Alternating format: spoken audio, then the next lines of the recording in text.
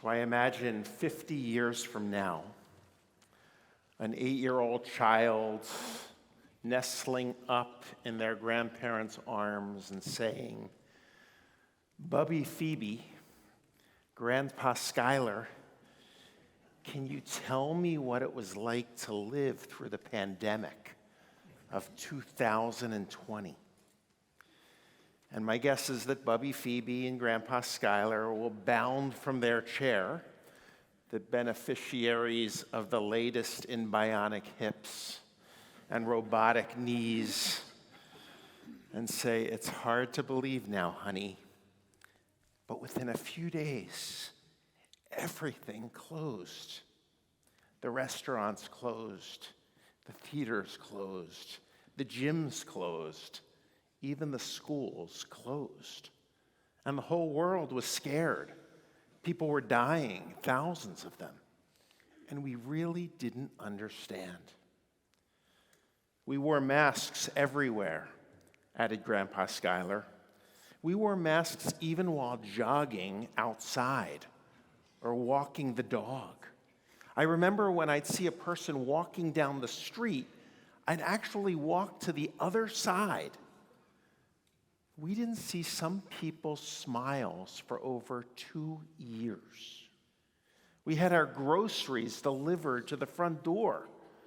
And when the delivery person arrived, we would wait a moment until they returned to their car.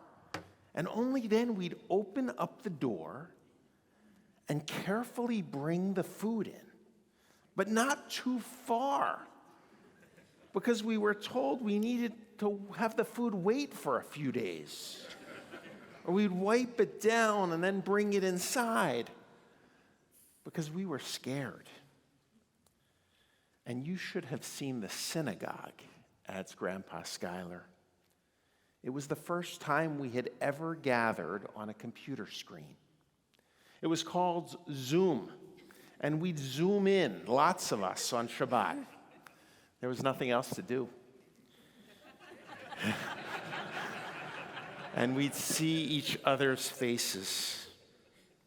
In the sanctuary, only 10 people were allowed. On Saturdays, the bar mitzvah child would read from the Torah while standing in a plexiglass box.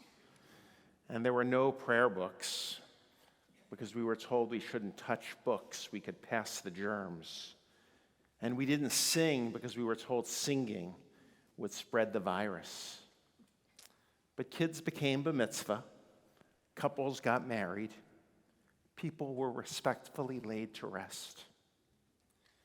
I remember one funeral, Rabbi Sisenwine told, I think that was his name. But it was a funeral of a member of the congregation who was a member of the greatest generation. That was what we called the people who fought in World War II against the Nazis.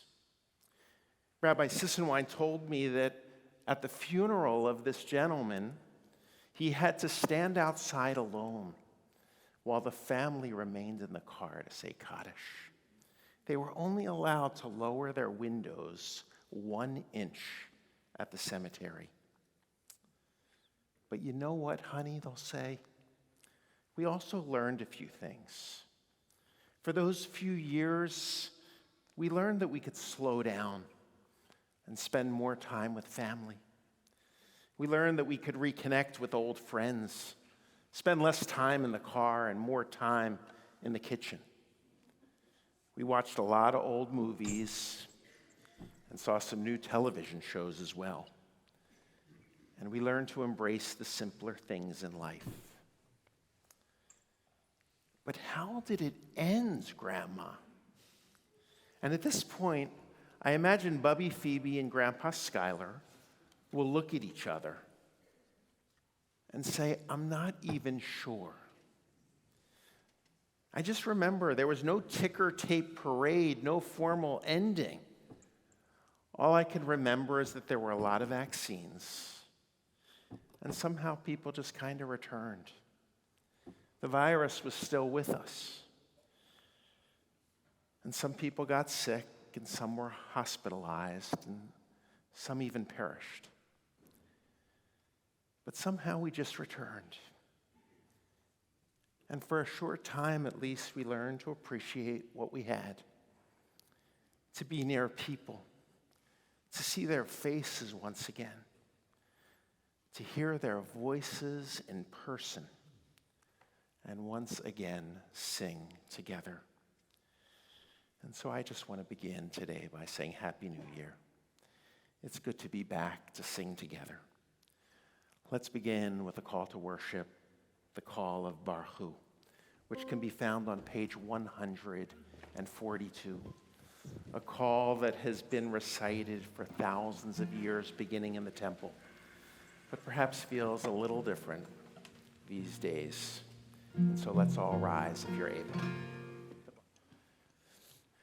Just a few days ago, I received a really unusual email from a friend, and he asked, in preparing for my sermon, was I using CHAT GPT? And I called him back and I said, what's Chat GPT?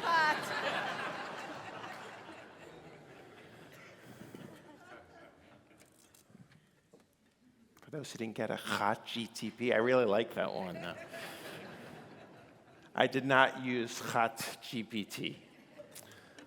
I don't know how to use Chat GPT. But I do know that, boy, the times have changed. We are now living in a unique moment that sometimes I don't even think we realize. A time that some are now calling the age of the Great Acceleration. A time when the rate of change and the acceleration of change are both increasing steadily and exponentially at the very same time. When a computer that used to fill up an entire room can now fit into a small pill and travel through the human body and record information we've never known before. We are living in a time when the futurist Ray Kurzweil, who I actually taught Torah to when I served in Newton, now says we'll witness 1,000 times more technological progress in this century than in any century before in all of human history. In just a few decades, writes Danny Schiff, our descendants may have brains hooked up into giant reservoirs of knowledge, with enhanced physical bodies, life expectancies far beyond our own, and thanks to AI, we may share the world with other beings that we once created that are far smarter and capable than we will ever be, that will affect the way we live, the way we work, the way we love. Ehud Harari, the Israeli author of *Sapiens*, writes that we're actually in an evolutionary moment, and we don't even realize it. But you may remember that evolutionary chart from elementary school. There was Homo habilis, who grew into Homo erectus. And then there was Homo erectus that became Homo sapien. And Harari writes, we're now witnessing another evolution. From Homo sapien to Homo deus, a godlike human being that will one day have more artificial parts than organic ones. We are amidst unbelievable change. Craig Mundell, the former chief strategy officer at Microsoft, has called this the age of dislocation. Not disruption, he says, because disruption's a business term that describes when a company does something clever to disrupt the environment and make you feel obsolete. But we are in a period of dislocation, he says, when the whole environment is altered so quickly that everyone starts to feel like they can't keep up. And so this morning, I'd like to spend my time with you talking a little bit about change. Because the greatest problems in life often come when we resist change. And yet change is the only constant in life, especially now. We will all experience change, whether we like it or not. Change in our health, change in our job, change in our family situation, change in our location, change in a relationship. Charles Darwin once said, "It's not the strongest of the species that survives. It's not the most intelligent of the species that survives. It is the one that is most adaptable to change." And the good news is that Judaism's here to help us. We know that for 2,000 years, our people have experienced dislocation. We've experienced the greatest of change. We've experienced upheaval and dispersion and near annihilation. And amidst all of the change, Judaism has anchored us, planting us firmly between the wisdom of yesterday and the promise of tomorrow, reminding us that change will come and we must change with it. On the High Holy Days, we call it teshuvah, to return, to grow, to change, to be a little more loving, a little more patient, a little more open, a little more forgiving, a little more friendly, a little more generous, a little more ready, a little more able to be the person that God intended us to be. It's change.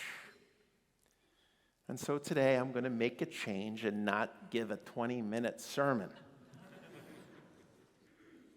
I want to make the change and really just punctuate parts of our service to remind us that we have work to do and we can't resist it. We need to locate ourselves at a time of dislocation. Because, as you and I well know, the times, they are a-changin'. So unlike TED Talks, I usually speak for about 24 minutes.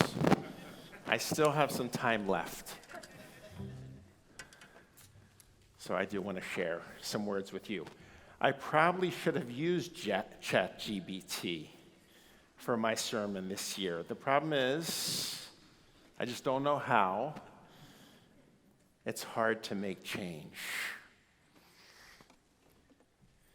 Even though we know that most of our problems come when we resist it. So this morning, I would like to provide us with 6 steps from our Jewish tradition. 6 simple steps to make change in our lives. And I'm going to walk through these very quickly because we could spend a lot of time on each one. So, 6 steps. Number 1, when making change, first you need to decide what change do you really desire. The great Rabbi Lily Tomlin once said, "I used to want to be somebody, but now I think I should have been a little more specific." In all seriousness, we need to ask ourselves, what specifically do we hope to achieve? And the Jewish tool for this is actually prayer. It's instead the study of Torah is to hear what God desires, but it's the practice of prayer to articulate what we desire. And so, as we approach our shofar service, I invite us to ask, what has changed in my life, and how must I change with it? What's my desire? What's my destination? Tough, but let's think about it. Number 2, once you've articulated your desire, what I'm going to call your promised land, you need to prepare for it. We know this. When the Israelites traveled through the desert, they didn't just go. They prepared themselves. They developed skills. They organized themselves. They placed themselves in camps and surrounded themselves around the Torah. And so do we need to prepare for change, whether it be for a new job, a new home, a new baby, whether it be a loss in our lives, the loss of a limb, the loss of a life, the loss of a longing, the loss of a spouse, the loss of a child, the loss of a friendship. What are the skills we need to make change? Perhaps it's confidence or independence or the ability to balance a checkbook. I don't know. It depends on the change you're hoping to make. But what I do know is that you just can't go. So that's 1, know your destination, your promised land. 2, you got to prepare for it. 3, practice imaginary hindsight. Meaning, in order to make successful change, it helps to imagine yourself in the future, telling yourself the story of how you made change in the past. That's a little confusing. Imagine yourself in the future, telling yourself how you made the change in the past. You see, we see this in the Torah too. The people, before even arriving to the promised land, are telling themselves the story of how they made the journey, how they traveled, how they got lost, how they stumbled, how they got up, and ultimately how they succeeded. For by doing so, by practicing imaginary hindsight, we remind ourselves not only of the goal of the change, the promised land, number 1, and what we needed to do to make the change, number 2, but we remind ourselves that we are capable of making change, that we did it before we even did. I'm going to call imaginary hindsight writing your Torah. Number 4, this is an important one. I call it multiple pathways to happiness.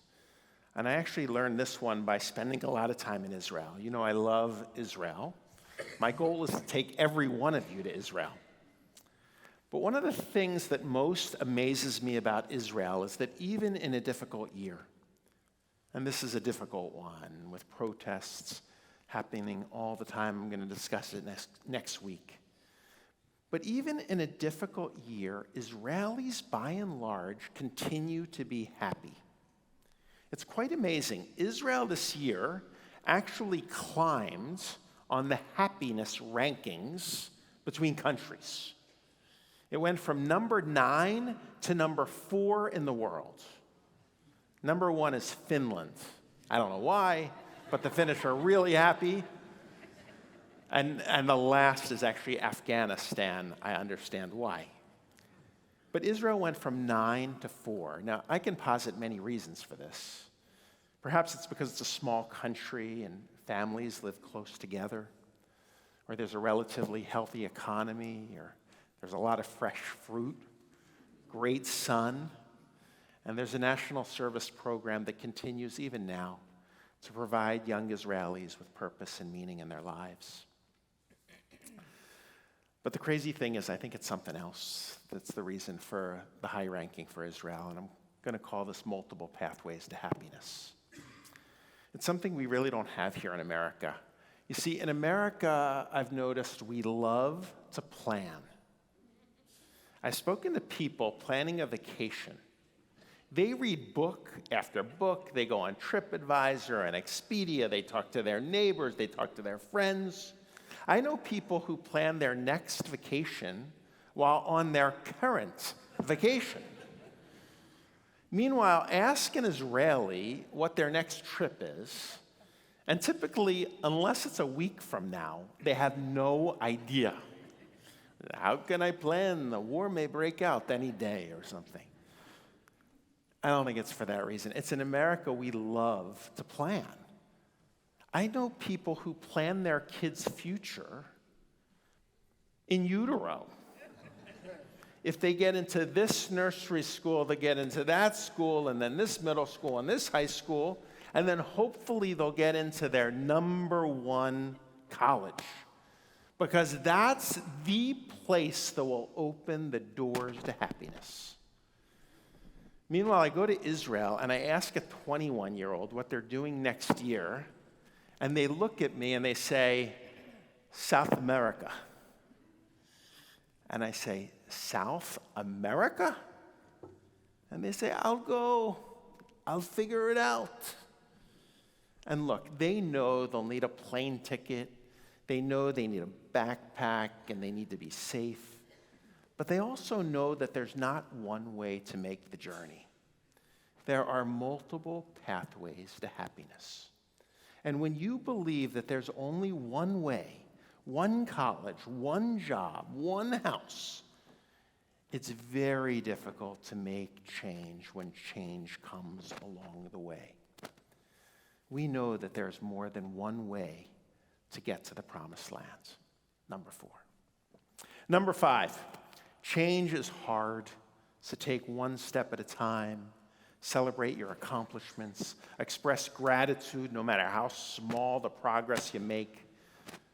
And finally, number 6, know you're going to fail. Some days will be really hard to make change, and when you fail, you just got to make teshuvah, turn around, get up, and start again. In the Torah, we learn that it took the Israelites a lot longer to get to the promised lands than they ever imagined. But they made it, and we will too. So at this time of great change, exponential change, the time of acceleration, have a goal, develop skills, don't just run and do it. Tell a story, imaginary hindsight, write your Torah. For know there are multiple pathways to happiness. 5, take small steps to get there. And 6, know you'll stumble and don't give up. Because you can make that change